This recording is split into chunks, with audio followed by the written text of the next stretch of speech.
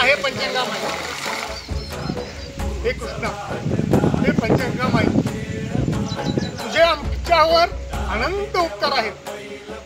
तुझ्या तीरावर वसणाऱ्या प्रत्येक जीवांच्यावर तू असंख्य उपकार केलेस. तू तुझ्या रुद्रावताराला आवर घातलीस, हे फार मोठे उपकार झालेत. तू रुद्रावतार रोखलीस म्हणून असंख्य जीव वाचलेत आई, असंख्य जीव वाचलेत. पण तू तुझं बस्तान जे इथं 8 ते गेली 10 दिवस जे मांडलेस, त्यामुळे आमची ही पिकं सडालेत. अनेक नदी किनाऱ्यावरच्या घर पडायला झालेत आई, अनेक नदी किनाऱ्यावरची घरं पडायला झालेत आई. ते निवारायला गेलेत, पण त्यांचा जीव या घरात अडकलाय आई.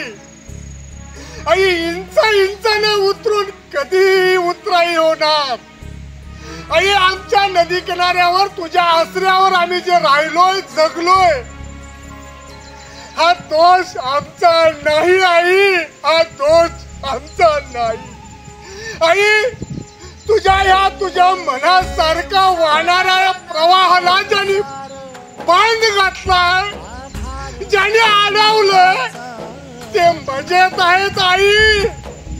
आणि तुला मानणारे आम्ही, तुला पूजणारे आम्ही, तुला आई म्हणणारे आम्ही दारादारी हिंडतोय आई, दारोदारी हिंडतोय. यात आमचा काय दोष आहे आई, यात आमचा काय दोष आहे आई. आवर घाल आई, आवर घाल.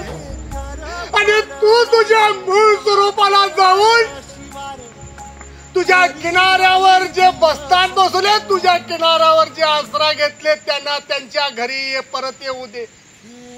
मुख्य प्राणी घर सोडून गेले, त्यांनाही इथं येऊन दे आई. तू तुझ्या मूळ स्वरूपाला जा आई, तू तुझ्या मूळ स्वरूपाला जा. जय कृष्णामाई, जय पंचगंगा.